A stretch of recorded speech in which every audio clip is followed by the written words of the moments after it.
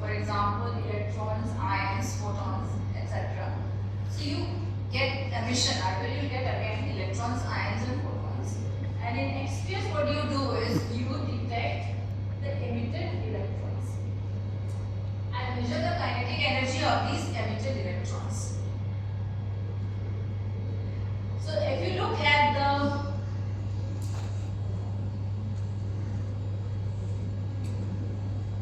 slide change, this is the pointer, right?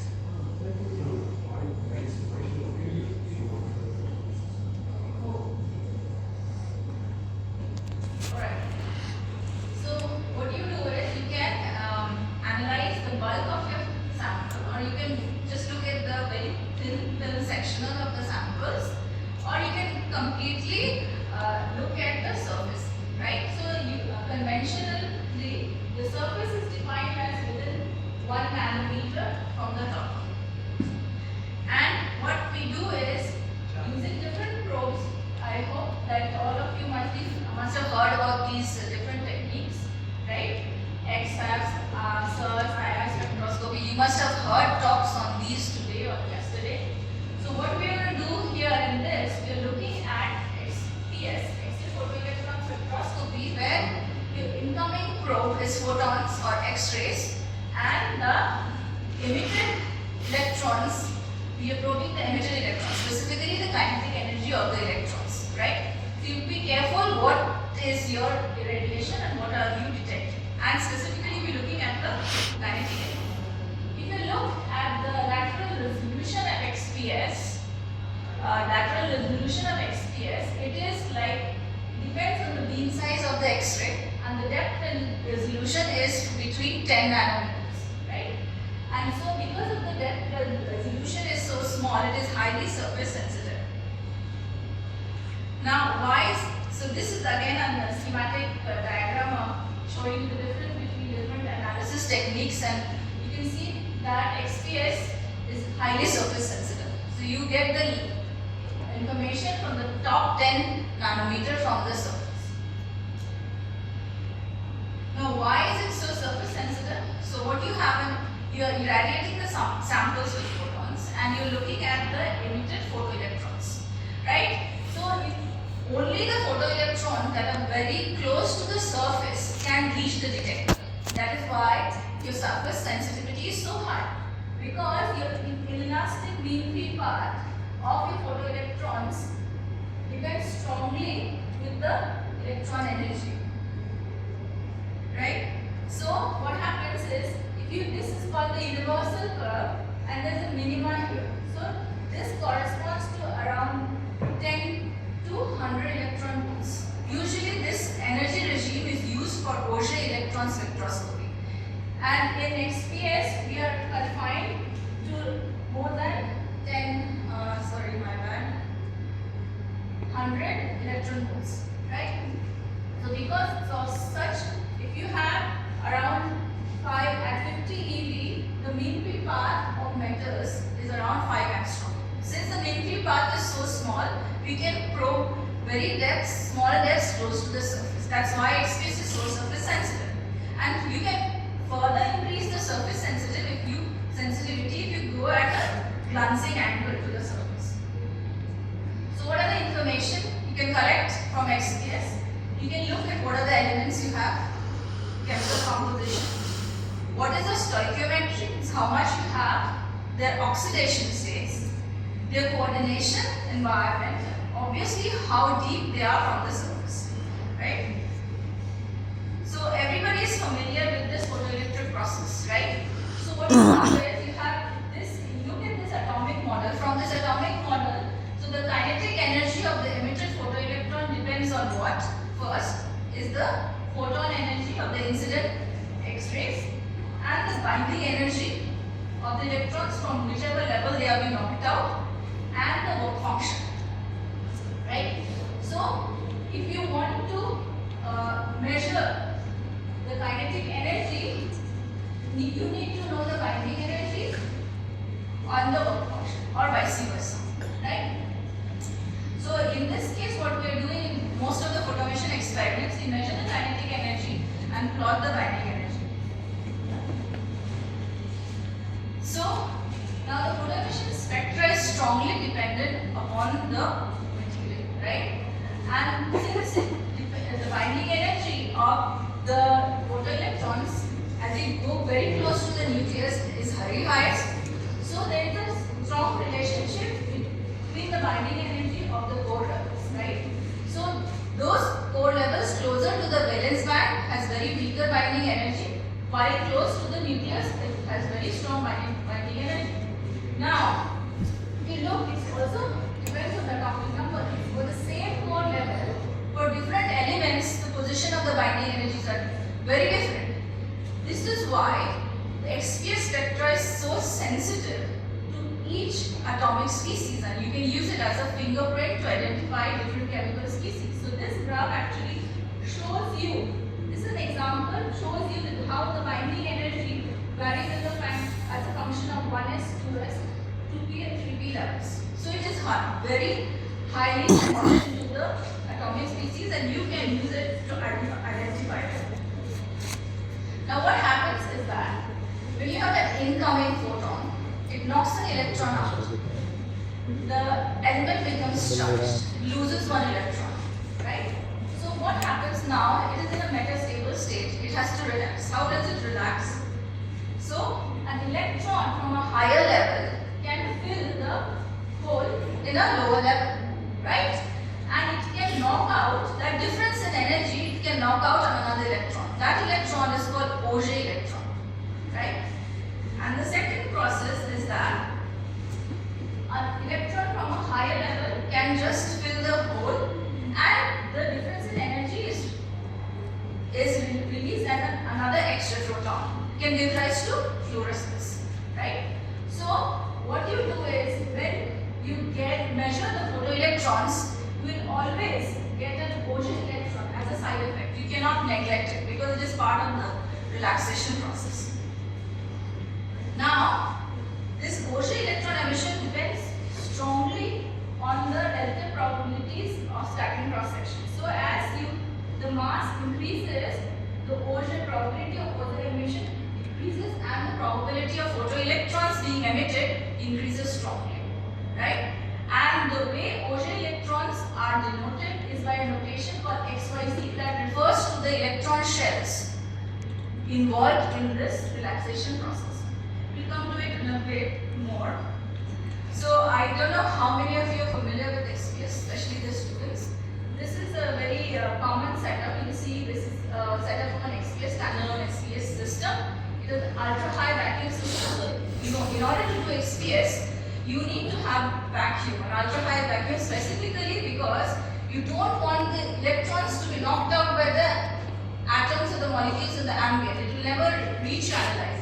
So better the vacuum, better is for your XPS system, right? So the second is your X-ray source, lab source. You mostly use magnesium or aluminum K alpha. Sometimes you can use copper K alpha also. Then depending on the analyzer, you can have an extraction lenses within the energy analyzers, and obviously your electronic controls computer systems. Then you also have an optional argon ion gun. That is what happens when you have any surface, it gets readily oxidized, right? So when you put it in the vacuum system, what you are not getting is the pristine surface. So most of the equipments are equipped with an argon. You can bombard with argon ions, clean the surface, and then investigate the surface. And then you have a neutralizer. Now this is a default in every system. Why? Because when you lose an electron, what happens? It becomes singly ionized. Now in an Auger process, it becomes doubly ionized. The sample is getting charged, right? Positively charged. So what happens after you emit a lot of photoelectrons? The photoelectron process stops. superficially charged, electrons will never be able to escape the surface anymore. So you have a neutralizer to make the samples neutral again. So this is very essential, right? Otherwise there will be shifts due to charging effect. Now I want to talk a little bit about the expert analyzers we are using, right?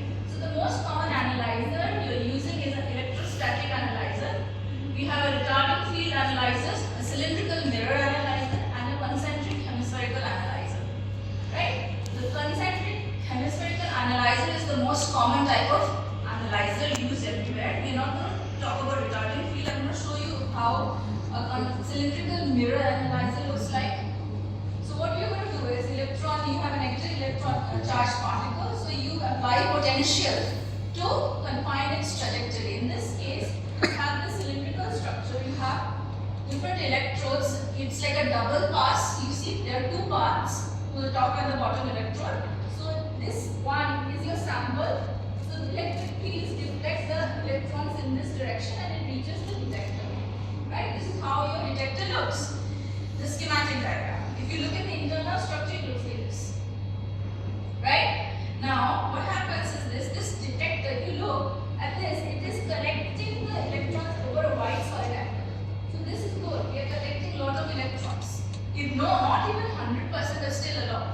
Right? But the problem is this geometry, this inconvenient geometry. So most people use the concentric hemispherical analyzer.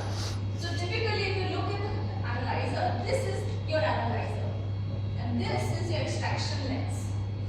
This has the entrance slit here. And then this is the detector. Right? So it collects a very small solid angle. Right? But because of this extraction lens, because of applying potentials here, you can still increase the number of electrons actually reaching the detector. Right? So advantages, obviously it has much higher resolution than the CMA, and all the new analyzers these have this extraction systems. Right? So this is how it looks like. Unfortunately, I couldn't find anywhere. They never show the internal structure. I've never seen any analyzer, these analyzers open, or these are the only images I have seen. Okay, so this is your extraction lens column, right? And this is your hemispherical analyzer. So it has to operate at extreme ultra high vacuum pressure. Otherwise, you will not get any resolution at all. And which type of material you are using spectral lens? That I'm not looking into it. Because you need the deflection of the electron. Yes, because I never really looked into that because you get the whole thing as a unit. Right? So, but I'll let you know, yeah.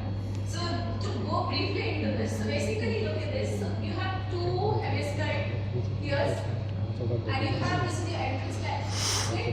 What you do is, you apply negative potentials. And these negative potentials radiate different potential will produce an electric field. What will happen? Then the electron will start moving in circular path, right? Yes or no, students? Can you tell me what is the equation? If you apply magnetic or electric field, yes, right? Force is QE, right? So what will happen? The direction of the field, it will force it to move it in the circular path, right? And it will reach the detector, the channeltron here, we have a channeltron, right? Now, what happens is very important, and students do not pay attention to anything. Here we set the energy, entrance energy that is set to the pass energy, very important. This pass energy will determine the resolution of the analyzer, right? At this slit, you apply a small retarding potential, right? So that if the photoelectrons have kinetic energy E, so it will be retarded by this potential, and the difference will be equal to your pass energy, right? So pass energy sets the resolution, and the way that it is constructed, then the difference between these two potentials in the outer and inner sphere has to satisfy this condition, right? Now, this is how the energy resolution is determined. Right? So the energy resolution depends on the pass energy.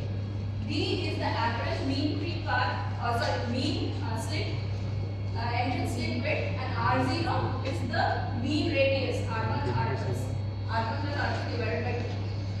And alpha is the collection angle. So everything in this equation is constant. The only variable is the pass energy. So by changing the pass energy, you can change the resolution. Right? When you go to an operator and say, I want to do this high resolution measurement, but you don't know what should be the pass energy for that. You accept anything the operator says. You should think about the number, right? You should calculate what should be the pass energy. To give you an idea, if I must have heard about like a survey scan and a high resolution XPS scan. You must have heard. Anybody heard that before? Yes? Okay. So the resolution, the pass energy has to be different.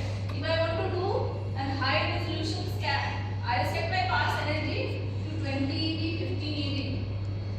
It will give me resolution less than 1 electron volt. If I want to do a survey scan, I will set my pass energies to 100 or 120 eV. Right? I can do my quick scan. So you need to know these numbers. That's why I wanted to talk about this. So now let's look how do you do the photoemission experiment. So what we are doing is, here we are trying to measure the energy of the photoelectrons, right? Emitted photoelectrons. But we don't know the work function of the sample. We don't need to know the work function of the sample actually, because we are measuring it with respect to the analyzer, right? So if you look at the energy alignment here, because they are in electrical contact, their Fermi levels are same and the vacuum levels are same. So if you measure the touching the screen, right? So from here what you get is, see, the binding energy of the emitted photoelectron only depends on the work function of the analyzer. So even if you have an unknown sample and you don't know the work function, doesn't matter. What you need is the work function of the analyzer, and every manufacturer provides the work function of the analyzer. So you are set. You can do the measurement. So what you are doing here is your photoemission spectrum. It is your kinetic energy, intensity, number of photoelectrons emitted. Right? That's how it looks like. So this is your typical survey spectrum, right? So this is your photoelectrons or four level peaks, sharp peaks like oxygen minus, nitrogen minus, very small carbon, silicon and so forth.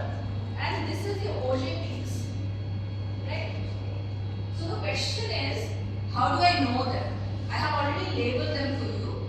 There are databases, XPS handbooks, where the positions are given for the ideal case. So you can find out, even in your software, analysis software, there is a library.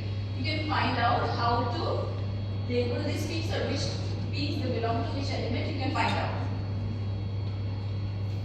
So these are obviously your core level peak. Now, mind you, you have a very important aspect, binding energy.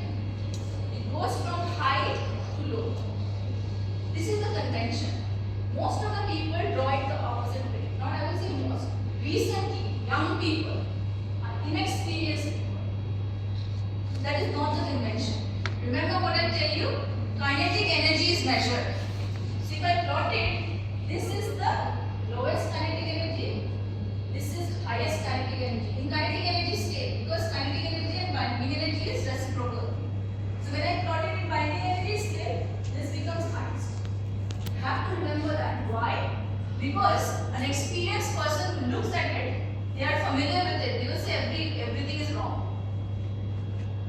You have to follow the convention. You are not wrong, but you have to follow the convention. Right? So this is the convention. If you plot in binding energy from high to low, that means when this zero is actually what? Your Fermi level position. Right? So this is your valence band.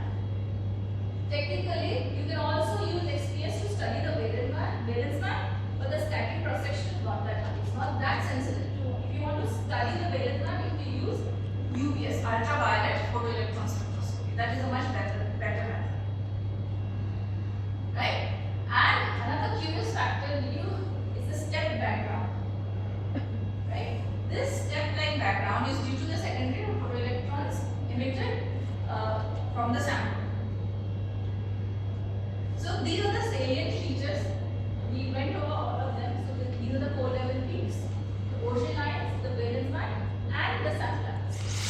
Right? If your X-ray source is not monochromatic, you might get X-ray satellites.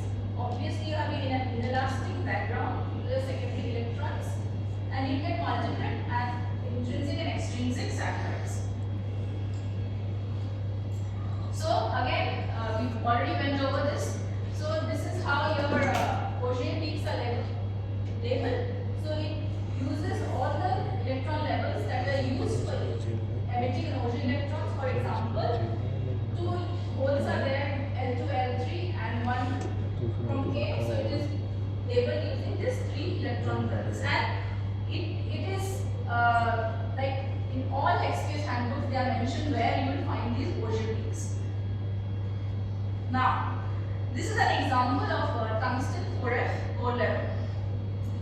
This tungsten 4F tungsten material has been exposed to air. That means it has oxidized, right? So what you do is when you look at these 4F levels, what you get is 4 sets of peaks, right? One is due to the metal, the other is due to the oxide. Now, so you get these 4 sets of peaks. One is due to the chemical shift, the oxidation state, and the other is spin orbit splitting. So what is happening in chemical shift is in this example, like titanium dioxide, you have titanium dioxide and you have titanium metal. So these are the neutral peaks, and then after oxidation, what happens to titanium? What is the oxidation of titanium? Titanium metal has an oxidation state of 0, right? Neutral. What is the oxidation state of titanium oxide? Positive. Positive what? Students, CP. Then speak up. 2 3 4 ना भाई oxygen का oxidation state क्या है? Valency क्या है? हाँ? -2. +4 -2 Valencey or oxidation state of titanium here. +4 4 2 3 TiO2 है यहाँ पे. Right?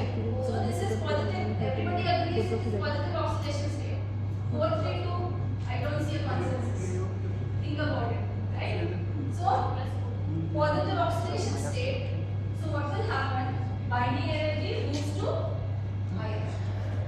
If it was a negatively charged oxidation state, binding energy will move to lower, right?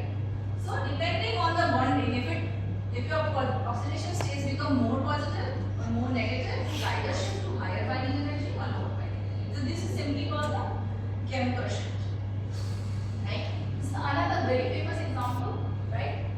Silicon fluorides, all kinds of with different oxidation states here, right? You have neutral silicon, SiF, SiF2, SiF3, SiF4, right? So oxidation state is steadily increasing, right?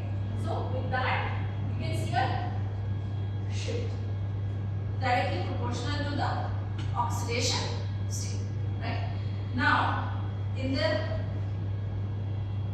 another example, electronegativity also effects can give rise to chemical shifts. For example, here it's the bonding with carbon with hydrogen, carbon with carbon, carbon with nitrogen, carbon with chlorine, fluorine, and so forth. Right? Fluorine is the highest electronegative. Right? So that will obviously give rise to a shift. If this 285 is the standard position, so it moves to higher binding energy. So whenever you look at XPS standalone, you always do a control measurement and then you do some reaction and you do the study. So you need to compare.